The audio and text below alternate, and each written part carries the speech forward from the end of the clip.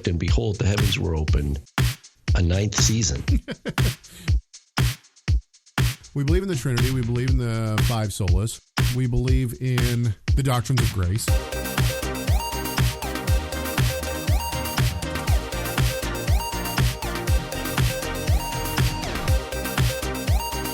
shall not live by bread alone, but by every word that comes from the mouth of God. Matthew 4:4. A lot of the time, people are asking the wrong questions. They're not asking questions like, do I understand God's grace? Do I understand the cross?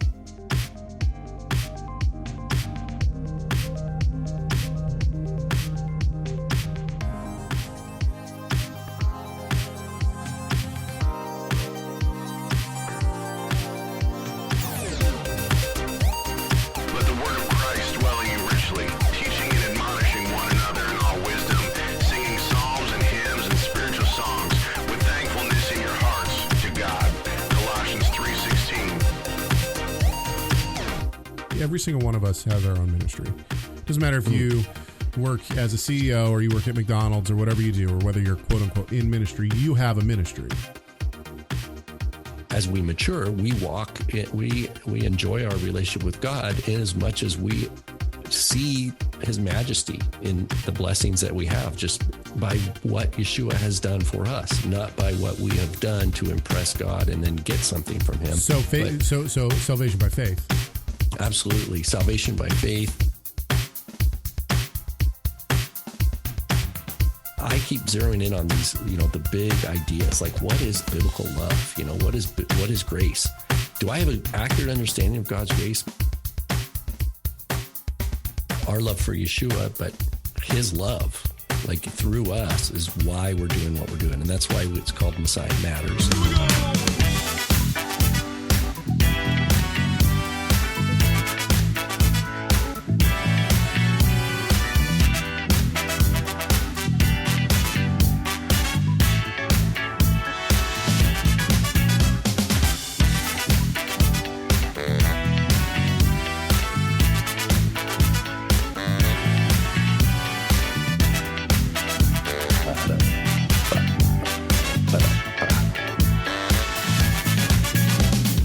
It is Wednesday, September 7th, 2022. This is Messiah Matters number 400. How did that happen? In commemoration of 400 shows, Rob will be shaving his head during the broadcast. My name is Caleb Haig. I'm not prepared to do that. Although, admittedly, I need a few hairs cut on this old noggin. I'm Rob Vanhoff. That's true. Here with Caleb, show 400. That's like 400. That's like 400 shows, man. That's like 400 hours at least of programming content. It's a lot of stuff. It's a lot of stuff. If we have 400 viewers, is there anybody who has seen every show? That's what I want to know. Yes, there is. Really?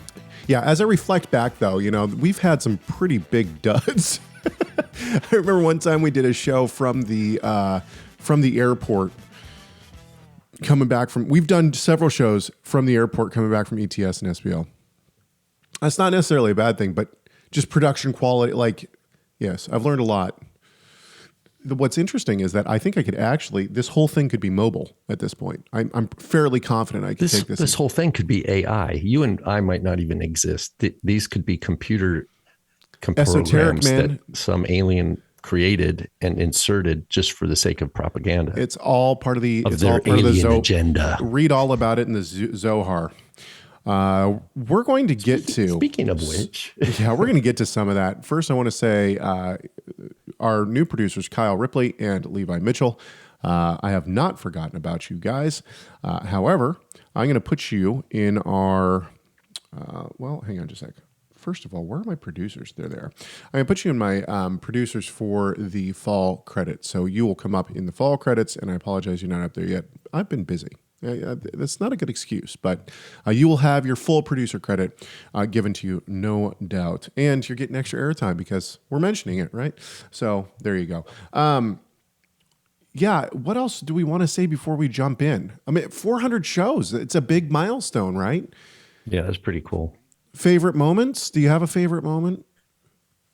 My favorite moment is right now when we're recording. You're living in the and moment, talking. man. You're living in the moment. That's nice. That's great. I think I'm trying to think. A couple of my favorite shows that we did. I think the Hoff goes off. That was a favorite moment of mine for sure. Yeah, and you might hear that at some point. I also, for some reason, I really enjoyed doing the study on Sinaiticus. That was a really fun study for me. Now, whether or not the show related that, obviously the interview with Brant Petrie was, I think, not only the most viewed show that we've ever done, but it is. Oh, is it? Nice. Yeah, it's probably one of the best. Dr. Tilling, Chris Tilling, we did a great interview with him, didn't we? Dude, that dude is so funny.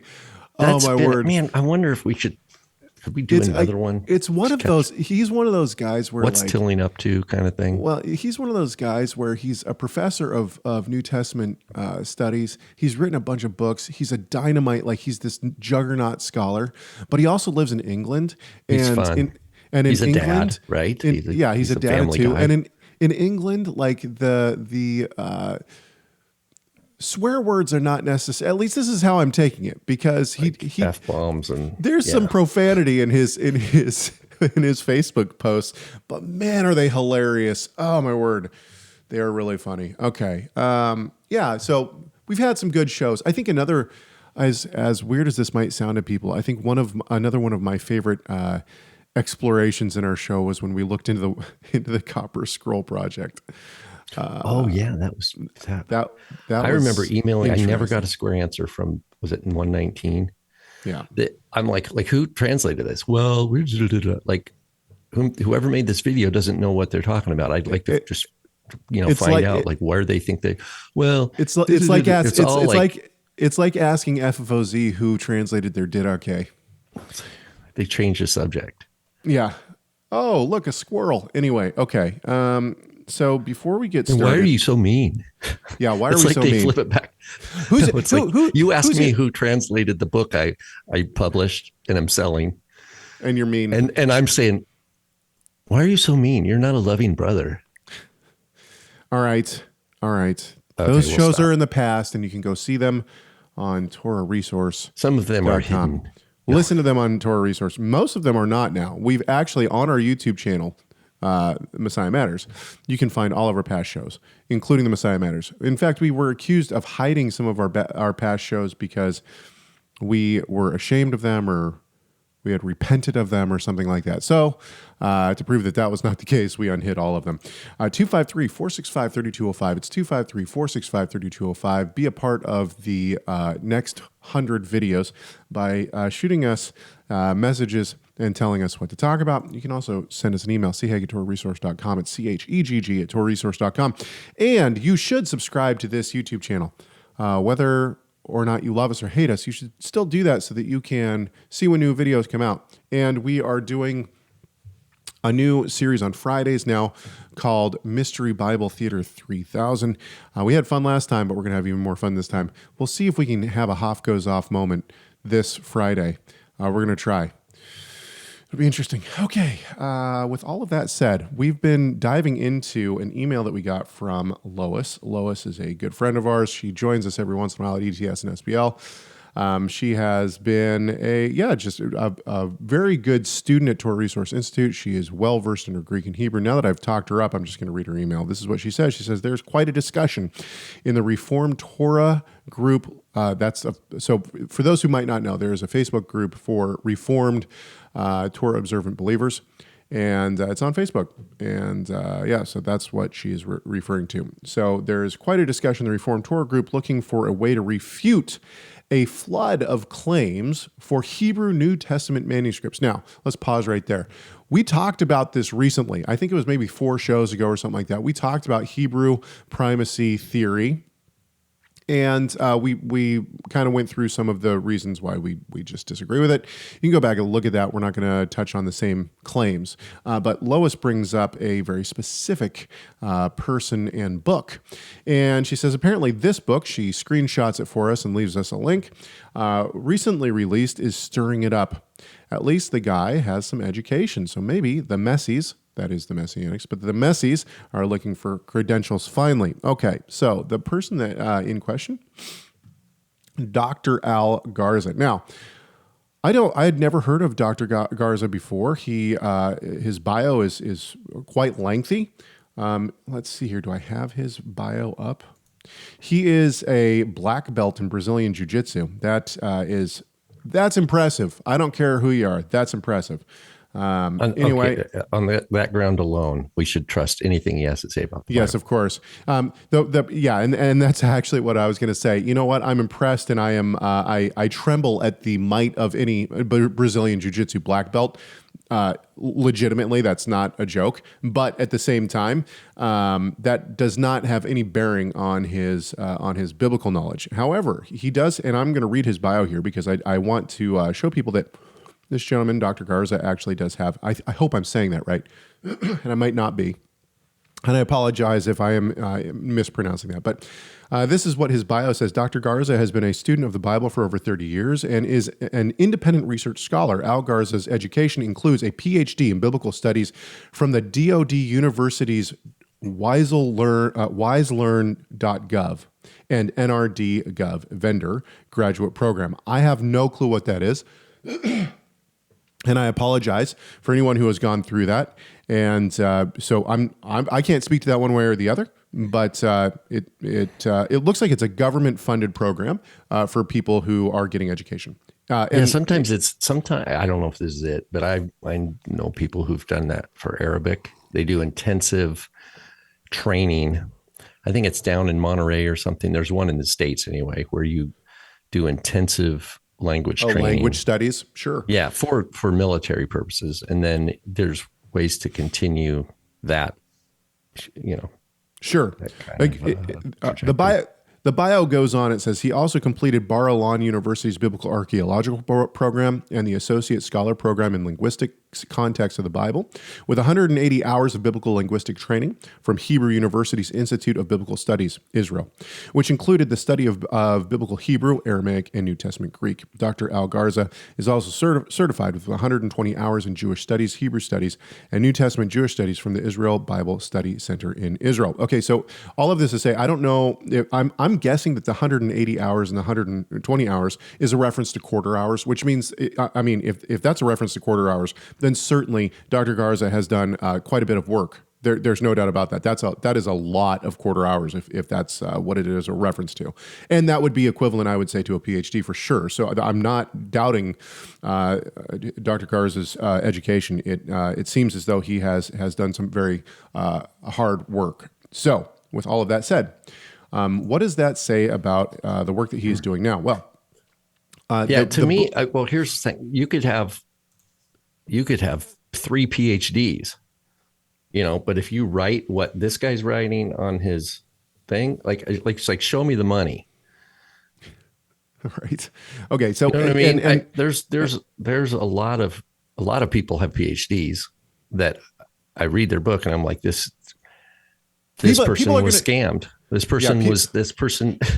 People are going to say that we're talking out of two sides of our mouth because we always push higher education. I think that anyone and everyone who is serious about the Bible should consider getting some education in the biblical realm, whether that's languages, whether that's history, whether it's church history, church fathers. It doesn't matter. I think that education in biblical matters is always good, and I think honestly that the people who are buying this stuff, hook, line, and sinker, are people who are not thinking critically. And my hope is that people who go and get some higher education will be able to think critically. Now, Dr. Garza, however, is doing work which I assume he thinks is very legitimate. And when we listen to, I actually have some video of him talking about this project. When we listen to him, he's very sincere about it, so I don't doubt his sincerity. However, this is a yeah, this is simply What's his not doctorate? What's his doctorate? I don't know. I honestly don't know. It didn't say. But here's the first thing that tipped me off. So on this book, Like, what's his? I mean, like when someone says it's like, what's their dissertation? Like, what did they argue? I want to know this, because there's diploma mills. What was your thesis? What was the topic? Who was your advisor, or who was the committee that you had to defend it? Let me read it. Let's like publish your dissertation. Let's like see. But okay, hang on just a sec. But that doesn't mean that, because that's the work. That's the product. The question is not how many years you went to a school. The question is, what did you produce? Okay, but how did you contribute? Right, but there are plenty of people with doctors out there who we're going to disagree with. Heiser would be a great example. Heiser's no joke when it comes to, or even Bart Ehrman, right? I mean, these guys have done legitimate work in biblical studies. However, we strongly disagree with them, right? So, I mean, just because a person has education doesn't mean that they're right. No, but you can look up Heiser, you can look up Ehrman, you can look up those guys. You could see what their dissertation was, sure, who was their committee. In other words, you put context, like what institution was it? Who was your advisor? Like, this is common practice. Like, if you go to SBL and there's someone who's a PhD, you could ask them those questions and they'll say, oh, here it is. Right? Because usually people take pride in the education that they had. And so they'll say, yeah, this was my teacher. This was well, maybe Dr. Garza is willing to do that. I don't know. Well, what you were reading sounds like a maze it's like a jungle of, smoke. Okay, let's move to the work. Let's move to the work itself. Hebrew Gospel of John, translated from 11 Hebrew manuscripts. Now, this is the big claim: 11 Hebrew manuscripts. Let's read this updated. The first thing that tipped me off to this being fishy at best is that it says by Dr. Al Garza, author, editor, translator, and James Scott Trimm, translator. Anybody who guilt by association, anybody who throws their hat in with people like Trimm, you know that you're going to get some off the wall stuff for sure. But this is what the introduction says, or the description on the Amazon page says. The first edition of the Hebrew Gospel of John is from 11 Hebrew manuscripts. Oh, my word. Big claims. Discovered at the National Library of Israel. Scholars have not studied the manuscripts because the manuscripts were not previously known to the public until now. Wait, which scholars? Any scholars. Scholars have not studied the manuscript. Okay, this is not somebody like the kind of PhD that I'm talking about that shows that somebody knows how to like do work. They wouldn't just say that. Scholars have not studied the manuscripts. Well, how did they get into the National Library of Israel? These are all questions that need to be. Hang on. Let's keep going. Let's keep going. A collection of about 4,000 plus Hebrew New Testament manuscripts that contain the entire New Testament is currently being translated into English. The Gospel of John will contain the textual variants from 11 manuscripts of John. It will also include the Hebrew names and places from the Hebrew manuscripts. Also included is a modern Hebrew translation with transliteration. This is the first eclectic critical edition of the Hebrew Gospel of John. Sorry, Caleb, I have collected about 4,000 Hebrew New Testament manuscripts. A collection. He doesn't say he says collection of about 4,000 plus. No, I'm looking at introduction. 1, 2, 3, 4. Yes. Fourth line down all the way in. I have collected. Does that mean he has his own museum? Does he have his own archive with 4,000 Hebrew New Testament manuscripts? He says he has collected them. Here's the thing is that I understand where you're going with this, but at the same time, all of that is neither here nor there. And the reason why is because, I'm going to believe Dr. Garza that he hasn't collected them. Okay. Is he a manuscript collector? Once again, I think you're focusing on the wrong stuff, man. I mean, I get what you're saying, but I think you're focused on the wrong thing. And the reason why is because why is it the wrong thing? Because the point is okay, do I believe that he has manuscripts? Obviously, he's working off something. I don't believe he has collected 4,000 manuscripts. Okay, but the point is that obviously he's translating something, right? Yeah, he's translating from and you can see it on the cover of the book. Those are micro, what do you call it? Those are the microfiche. What do you call it? It's images that someone else has scanned and put on the internet through the National Library of Israel. Well, the biggest thing to me right here is, look, anybody can say that they collected manuscripts. But look, I have right here collected a huge amount of Hebrew manuscripts right here. Look at that. Look at that. Now, does this mean that this says anything about the first century writers or the writers of the 14th century BCE because this is a Tanakh? No, of course not. It doesn't, because this was translated in 2011 or something like that. The point is that he says right here in his introduction, the Hebrew manuscripts are dated after the 9th century. So then what are we talking about? Way after that. I would challenge him of his 4,000. How many are earlier than the 13th century? But fair. I think that ninth. I'm with you. That 9th century is it's arbitrary. That is a legitimate scholar would support the claim. To make that claim makes it sound like he's got Hebrew manuscripts that are potentially as early as the 9th century. And I would say that he's full of it. Well, here's the thing: is that we have Arabic manuscript. We have Arabic manuscripts of the Gospels that are probably 6th or 7th century. So actually, but do we go around arguing that Luke wrote the Gospel in Arabic? I mean, I feel the Hoff going off here, but I was going to say this. I was going to say the same thing about the Codex Beza. Codex Beza is half Latin on one side, and then the other side is Greek. We don't argue that because you have a 4.5, from the 4th to 5th century manuscript of Beza, that Luke was written in what am I trying to say here? Latin, right? Yeah. It wasn't written in Latin, even though we have a manuscript from the 5th century. So the fact that he's got manuscripts from supposedly the 9th century, probably later, but let's just pretend that all of the manuscripts that he has are from the 9th century. Let's pretend that for a second, which I would never say. Let's pretend that. So what? So here's his point. This is the next question. Some Hebrew manuscripts appear to be translated from other languages, such as Aramaic, Greek, or Latin. Other Hebrew manuscripts seem to come from an earlier Hebrew source and not another translation. This kind of thing, it seems to come from an earlier Hebrew source. Show me the receipts. You'd need to show that for sure. What you're doing. This is for tickling ears. This is written for tickling ears. And people are falling for it. Oh, it seems to be an ancient Hebrew manuscript of the Gospel of John. Well, let's listen to Dr. Garza himself talk about this. Now, he has just said in this video, we're going to listen to this, but he has just said that that he's translating from 4,000. He's collected 4,000 manuscripts, and that some of them are fragments, some of them are full books.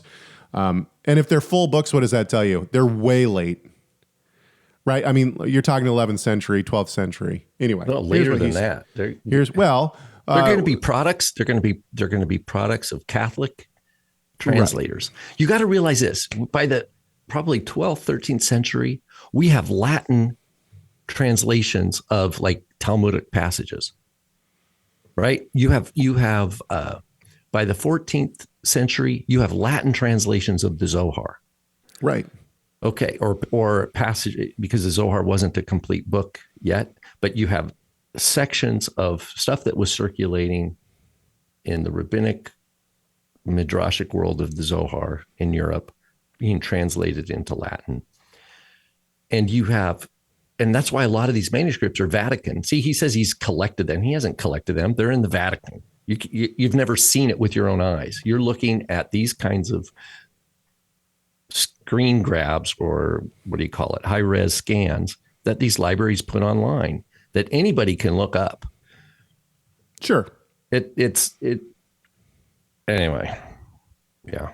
Okay. I mean, my ultimate point, though, is that you're talking about very late manuscripts.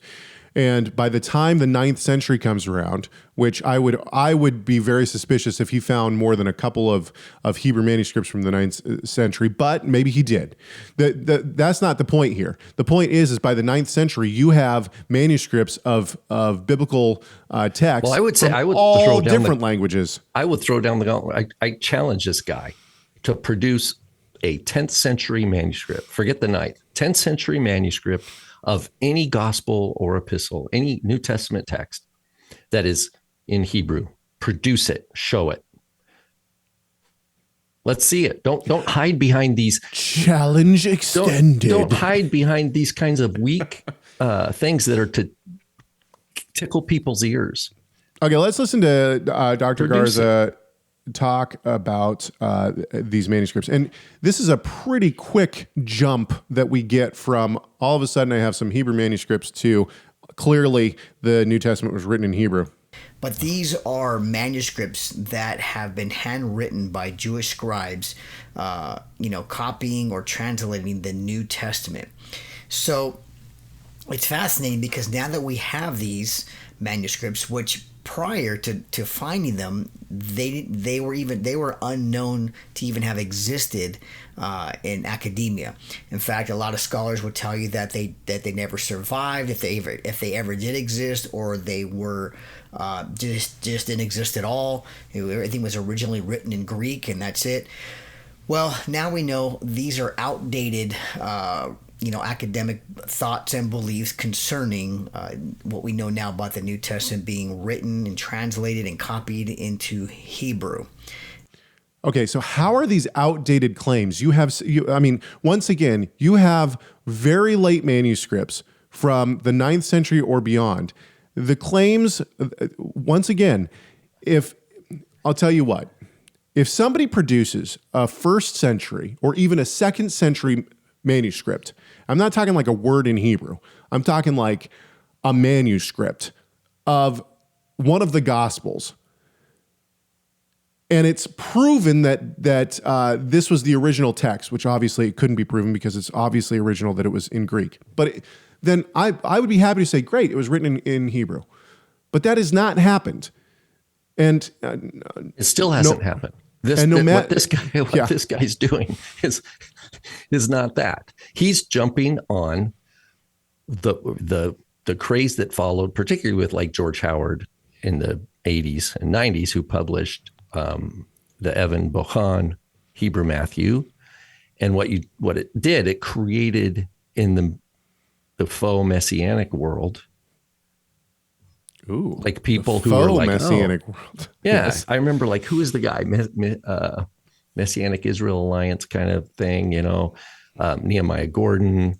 These people jumped on this, the Hebrew Jesus or the Hebrew Yeshua versus the Greek Jesus. Right. This guy he's just jumping in with fresh claims to capitalize on that. Are market. they fresh that claims? Market is still that market is still present. I don't think that they're fresh claims. People have been saying this. I mean, no, okay, you're right. You're not. It's not the same old thing. Listen, but there's new sizzle. There's new sizzle. He turned the steak, and all of a sudden And he's not claiming to be pulling from the Evan Bohan. He's claiming, we have all this stuff. And Nehemiah Gordon has been doing this for a couple of years now. The secret Vatican Gospels. Oh, yes. And this kind of stuff. That no one will ever show us. By the way, plug. I did a Rob on the Rock video on that, on this one of these groups. And it's just, yeah. Listen, okay, so here's the thing is that I want to... Here is, now once again, I'm not trying to say that Dr. Garza doesn't have education or anything like that, but this is the level of work that he's doing, okay? Now, I just want you to this is the, not level, I shouldn't say level of work, this is the kind of work that he's doing. Listen to what he has done. This is a book that he wrote called Epistles, for the first time in print. Dun, dun, dun, the Epistles, Hebrews through Jude, Volume 7, in KJV English, Greek majority text, and Hebrew modern Hebrew with transliteration, including a rabbinic source commentary with almost every verse from Talmudic scholars, Jewish writings, and others. This language study Bible will take you through the epistles and their teachings in connection with the rabbis of their day and beyond. Okay, stop right there. First of all, we don't have any writings from the rabbis of their day. The earliest thing that we have would be the Mishnah. This reeks of James Trimm. It does reek of James Trimm. This is James Trimm, 25 years ago? Well, obviously it's James Trimm now. I mean, this is... Yeah. Don't buy. I'm just going to tell people, you have precious few breaths, like we talked about on our, what was it, Mystery Bible Theater 3000, right? Pilot episode. And you have limited resource. You have limited time. You have limited money. Unless you're a billionaire with nothing else to do, and even if you are a billionaire believer in Yeshua with nothing else to do, still don't buy this. Still don't. This is a waste of your time. Okay, but hang I on. would say you are better off to invest whatever hours or whatever attention you would go into this rabbit trail, learning Hebrew. Actually learn Hebrew. Learn the Bible better rather than. I'm with you completely. These are lost. These are roads that do not lead to edification of the church. Why? I would say this: if someone wants to say, "Look, you take manuscript by manuscript. We found I'm going to give this guy the huge benefit of the doubt. Here's a 10th century fragment in Hebrew of the Gospel of John.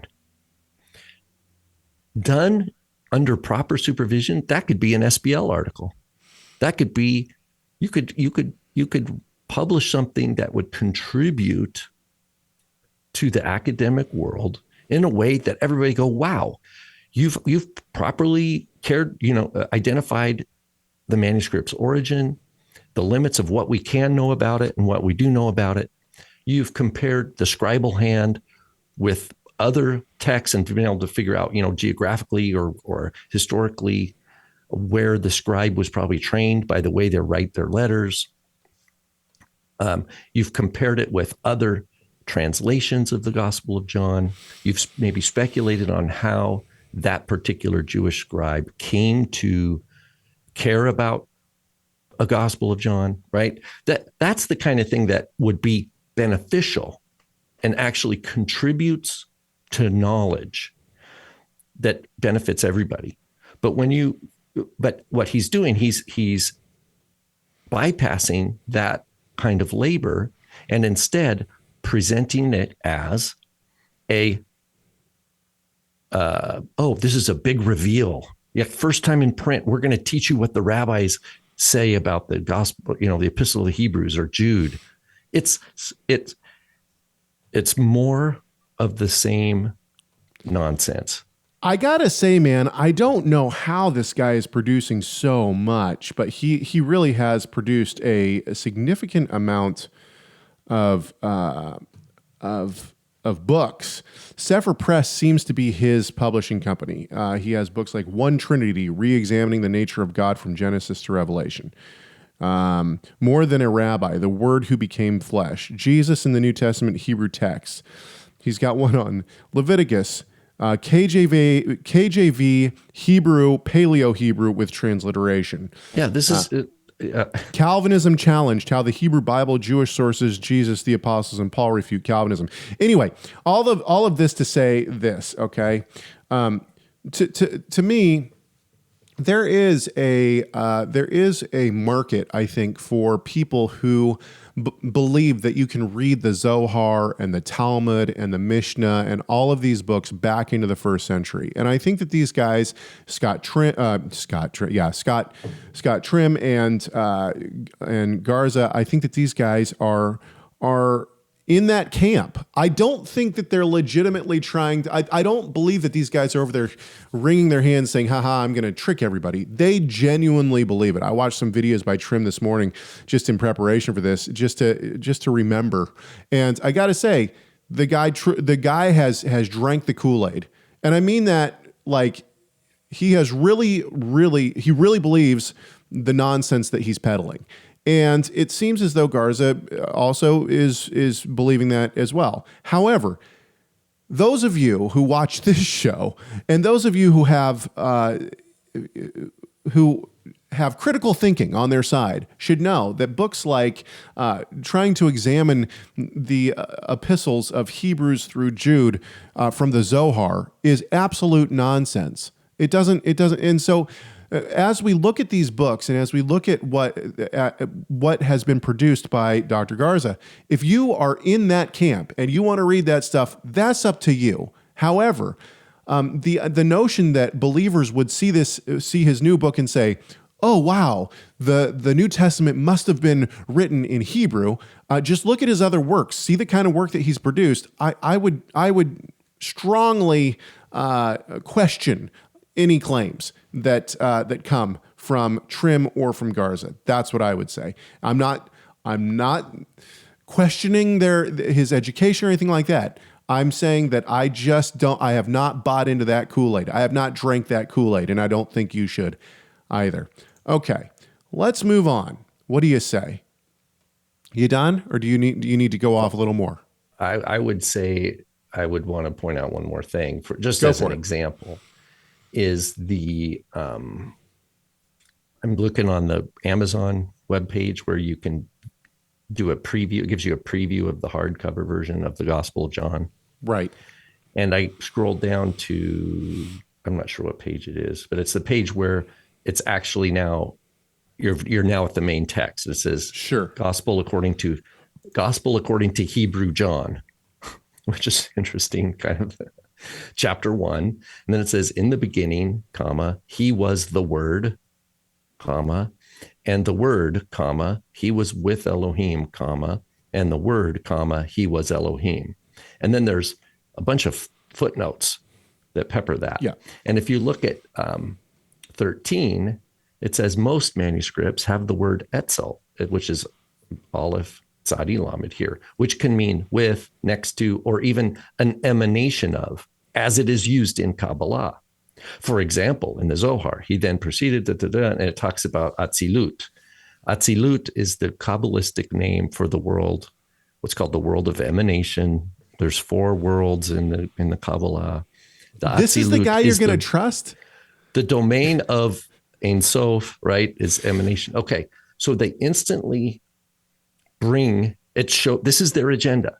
The agenda is to bring 13th century Spanish Kabbalah, right, which develops in response to the Catholic Church in Spain, and to insert that, to try time travel back 1,300 years to the Gospel of John, and to then take a Hebrew translation of the Greek from the Middle Ages, also back in time. And now we're going to say that there are whispers of Kabbalah in John chapter 1. So now we've brought the Zohar into our reading of the Gospel of John, verse 1, right? I'm not trying to laugh at, like, oh man.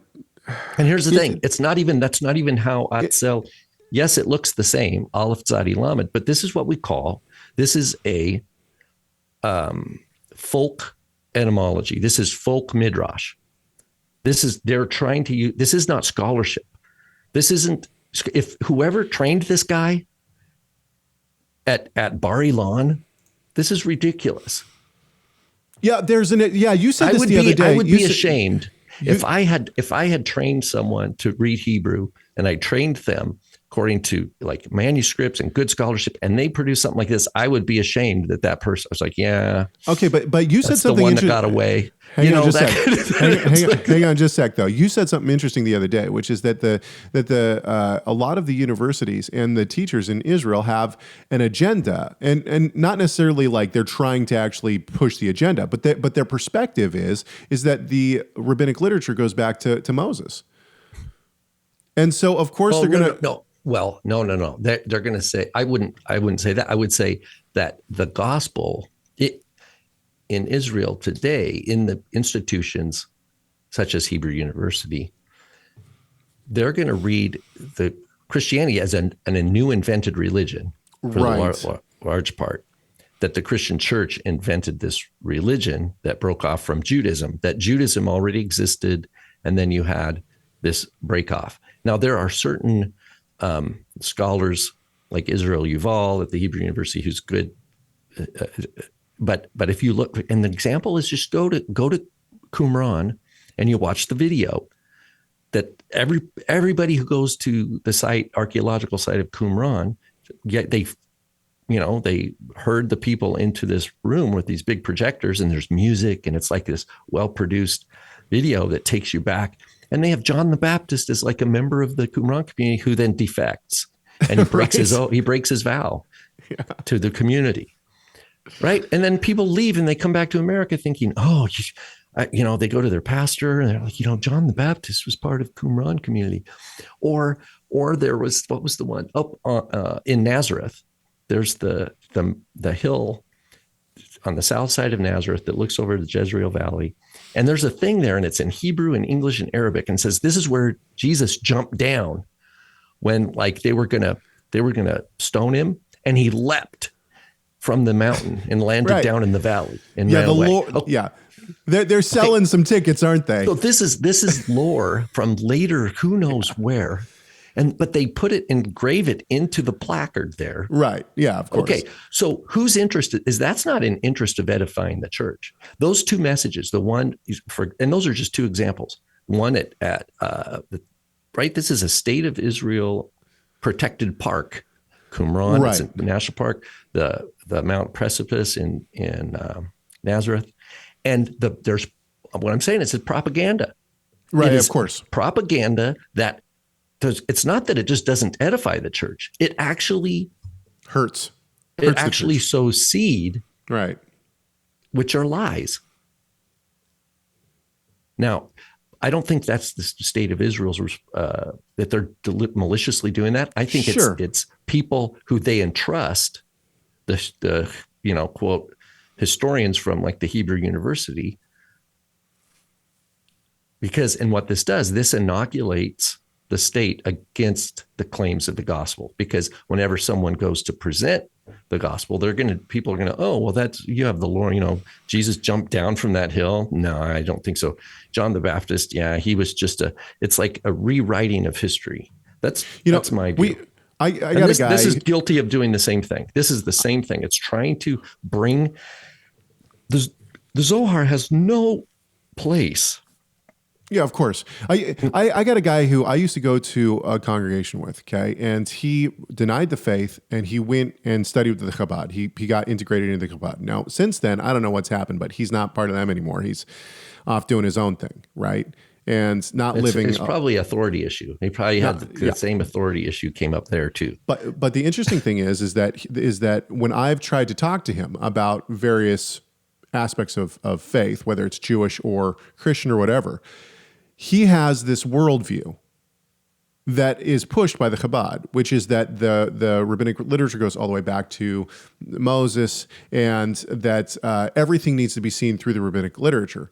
And I finally realized it's impossible to talk to him about anything of truth because he has this worldview. In other words, I'm looking at things from the perspective of, the rabbinic literature is late. It doesn't come around until the 4th century at best and later. But he's seeing this as, Jesus was reading the Mishnah and the Talmud. Does he know Hebrew and Aramaic and Greek? No. I think that he has, he learned some Hebrew from the Chabad, right? So, I mean, he has a cursory understanding of what I would consider modern and Mishnaic Hebrew. But the point is that it comes down to the way that he's viewing Israel, the way that he's viewing the Mishnah and all this kind of stuff. And I see this same kind of mentality. It's not full blown in these guys, but like Garza and Trimm and these guys, it's not that they're trying to be malicious. They genuinely believe that Jesus had the Mishnah. They believe that he was, the Talmudic passages that we see where it looks like he might be, arguing for something in the Talmud. He had a tractate of the Talmud. These guys believe that. And that's if that's true, that's a shame. But I have seen there's Orthodox rabbis who I've seen there doing their teachings, and they actually imagine that like King David had the Talmud. Right. How do you argue with somebody like that? How do you debate with somebody like that? Because you're coming from I'm using reality and history to look at the sources. Yeah, I'm looking at the sources and the source text and saying these rabbinic texts are clearly late, and there's plenty of evidence for that. And we don't have any manuscripts prior to the 1100s of the Mishnah. And these guys are saying, "Oh no, it was there in the or at least the oral tradition was there." And like, I'm sorry, we just don't have any evidence for that. So the point is that we're coming from two completely different things. So even if Garza ever saw this or if Trimm ever saw this, there would be no debate to be had. And the reason why is because, once again, I'm coming from historical background. Well, I'd say, back to the other point, I'd say show me the receipts. Show me a 10th century manuscript of the Gospel of John or the Gospel of Mark or something. Show me a 10th century. This is what I want to see, because they hint at it through here. Show me a 10th or 9th century manuscript that you think seems, because he used the word seems, that seems to come from a Hebrew source. Show it. Say, this is what it is. This is the manuscript. This is what's on the text. This is how it relates to other manuscripts that are of the same time and earlier in different languages. but Rob, you and I both know that even if that happens, they're not going to do it. They can't produce that. Let's say that they do produce it. Even if they do produce it, you and I both know that we would look at it and we would say, okay, great, you got a 9th century, manuscript of John that says nothing, that reads nothing back into the 1st century. You're talking about 900 years later. I agree. I'm just calling the bluff. I'm just saying. Sure, but don't just hint at it. Show it. My point is that this right here has little bearing. This book has little bearing on, the 1000s. My Biblia Hebraica Stucardensia really has little bearing on the, I can open this up and say, see, look at this. But until I produce a manuscript, that's back from the 1000s. Now, there are manuscripts back from the 1000s for the Tanakh, which is, that's great. And we even have now manuscripts from the Dead Sea Scrolls. But the point is that a manuscript that you have 900 years later says nothing about what was going on in the 1st century. You would need to really show that this came from a tradition that actually dated back to the 1st century. I don't think that's possible. Yeah, and how do you do that? You can only do that by comparing it with what we already know. Right. Exactly. And the fact that he has all these footnotes that show that there's different ways of translating, like the particle or the preposition with. Is it etzel? Is it et? What is it? Shows that it's not a solid tradition. It's a translation tradition. They're looking at different Hebrew translations and they're comparing with each other. And then they bring the Zohar into it. It's the most irresponsible. It does remind me of Heiser. Word. It is similar to Heiser. It's irresponsible. To Heiser, yeah, I agree with you on that. It's similar to Heiser. It's there's a sleight of hand. Yeah. That is happening. That sadly, it seems that many within the church they don't see the sleight of hand. They don't see how the magic trick works. And so that's the question. Who are the people who are reading this and saying, "Oh, look, this goes back to the 1st century." Are people, no offense if you're one of these people, but really, can't we as logically thinking people look at what is being claimed here and say they that they have manuscripts from the 9th century? That clearly, logically, can't we just go through the steps? That clearly means that they're not talking about 1st century manuscripts. Therefore, how does that claim relate to the 1st century? Can't we just logically go through this? Who's looking at this and saying, "Oh my word, this goes back to the 1st century"? Because some dude said it on YouTube? I just don't, even if he's well educated, it doesn't matter. You have to show proof. And ultimately, not that it's always going to go this way, but ultimately it's helping a puffed up mind who's already got an attitude against the church and an attitude against the canon. And maybe, the Greek, Jesus never spoke Greek. Right. These silly Christians, they don't even understand. Oh, they say that in the intro, by the way. His name was Yeshua. And so it feeds them to feel like, oh yeah, see, I don't have to listen to this teacher. I don't have to listen to this pastor because he thinks it was written in Greek. Silly pastor. One of the reasons I really respect and then they don't have to actually do any work themselves, but they just leverage. Oh, well, this guy said, and to me it's hiding. To me, there's unrepentant sin. That's my. I mean, if we go to the core of the issue, it's unrepentant sin, and they use this as smoke screen to redirect attention away. I'm not going to go that far, but what I will happily. Fair. But what I'm going to say is mankind has a sin problem. We all have a sin problem. One of the reasons that's the core issue here. And if an unredeemed heart can do all this kind of stuff what it is, it's a distraction. The question is, are you laboring to the edification of Yeshua's flock, or are you laboring to make a name for yourself and fleece the flock? And I say this does not cut the mustard as edification for Yeshua's flock. I'm just one of the reasons that I really respected R.C. Sproul was because R.C. Sproul had a way of taking really large theologies and breaking them down for the average person. Didn't have to say Dr. R.C. Sproul or R.C. Sproul, PhD. Okay, neither here nor there. My point is simply this: is that R.C. Sproul.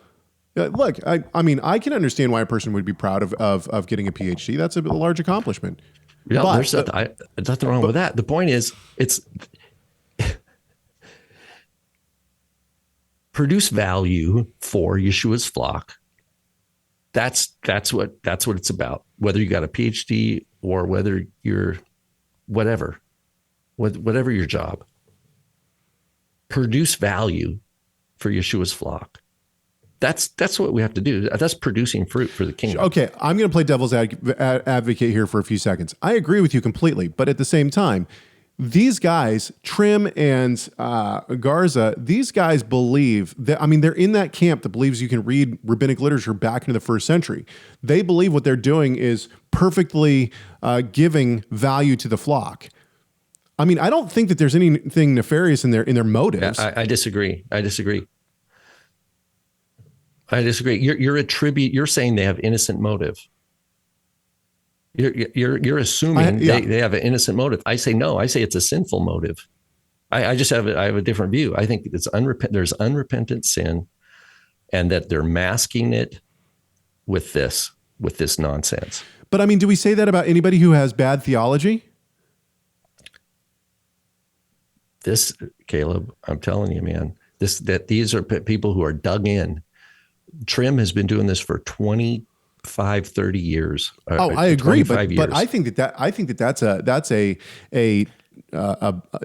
chink in the bat. I mean, he's bought into a bad starting point, and I think a lot of people do that. I think at some level these people know better, and they're drowning out their own conscience with this fake excitement.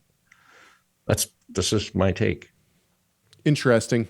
I don't think I agree with that, but that's okay. So you just want to say they're innocent? I think that they just don't know any better. Yeah, that's what they just don't know any better. I think that we all have, there are all places of our theology where we might not be 100% correct. And so we all have those places. And I think that Trimm and Garza have been sold a bag of goods. They've believed it. And so they are teaching from that bag of goods. Yeah, now, I don't know. I think, in my view, Trimm created the bag of goods. He wasn't sold it. That might be true. He advanced it. And I mean, remember back, way back, this is like 20 years ago or more. He was like this Rabbi Joseph feature. He had this pseudonym. I think it was Rabbi Joseph. And he was trying to integrate Mormonism with Messianism. It's so silly. It's just so silly. I mean, I agree with you that it's silly. It's ridiculous, but keep going. That's that. But you don't think that he really believes it? I think whether he really believes it or not doesn't matter. It's not the truth. What matters is is he really concerned about Yeshua's flock? And I would say, I mean, once again, I say can't- no. I say no. Well, Why? Because his ideas lead to division. His ideas lead to people doubting the apostolic scriptures. The ideas lead to inserting 13th, 14th, and later century Kabbalah into where it doesn't belong. right. And I also, agree. not only that, Trimm I think he went through the whole Tanya, which is the core Chabad textbook of what's his name, Shneur Zalman of Liadi, from the early 1800s. He goes through that as if it's authoritative. Like, to me, that's evil. I'm sorry. You trying to But that feed doesn't mean he Yeshua's- doesn't believe it. That doesn't mean he doesn't believe it. It doesn't mean that he doesn't believe what he's doing. Caleb, the Chabads believe what they're doing. I agree with you. Yeah, but that doesn't mean I'm going, I'm not going to just say, oh, well, that's harmless to Yeshua's I'm not saying. flock. Oh, I'm not saying it's not harmless. That's not what I'm saying. I'm saying they are harming Yeshua's flock. I agree with that. And if you're harming Yeshua's flock, that means they haven't been corrected by the Ruach HaKodesh in that manner. They haven't been corrected by Yeshua, which means they are not serving his flock. That you can't serve Yeshua's flock and be inserting this kind of stuff and feeding the world where you're mixing Kabbalah from, whether it's from the Zohar, from the 13th, 14th century, or early Chabad texts from the 18th century, and mixing that with the Gospels and telling people this is all on the same, these ideas are all on the same plane. That, to me, I mean, I agree with you that that's wrong. I agree that they're not feeding the flock. So who are they? So then let's just say they have good intentions. So they have sheep there, and they're a shepherd. Sure. And they're just what are they feeding their flock? Poison. Junk food. Would you feed if you had a pet you loved, would you feed it junk food? Would you feed your animals Cheetos every day in and day out, or cake? Well, the dog seems to like that sweet cake. Let's just give it cake every day. Because look, the dog likes cake. What's going to happen to the dog? I'm not saying that they're not feeding poison. They are feeding poison. But what I'm saying is that I don't look at these guys and think these guys have nefarious, like they're sitting there wringing their hands going, I'm going to feed poison to these people. They really believe what they're teaching. I agree.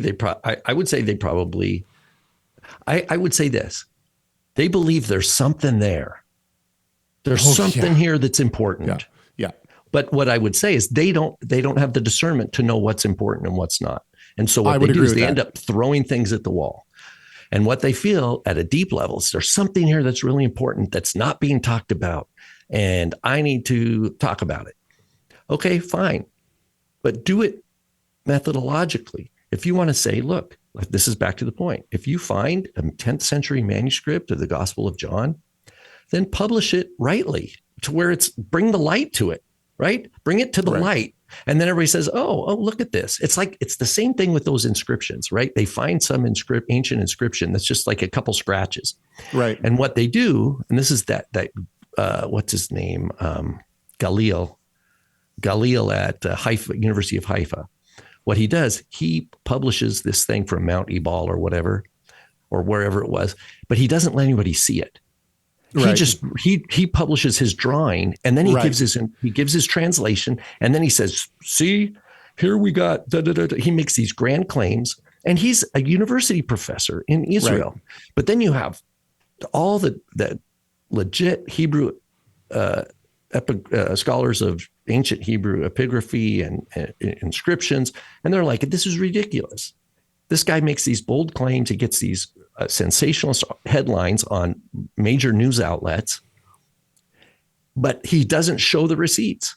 And every time this happens, there's a whole history of this. What happens eventually, it comes out that the legit scholars of the community of what we call peer review all look at the same thing. Okay, let's all look at the same thing now, but without the agenda that the guy who led it. And there's what you see is they tear it apart. Right. Yeah. And they show all the places where he jumped to conclusions. Right. And then some people even show completely alternative interpretations that are equally as demonstrable.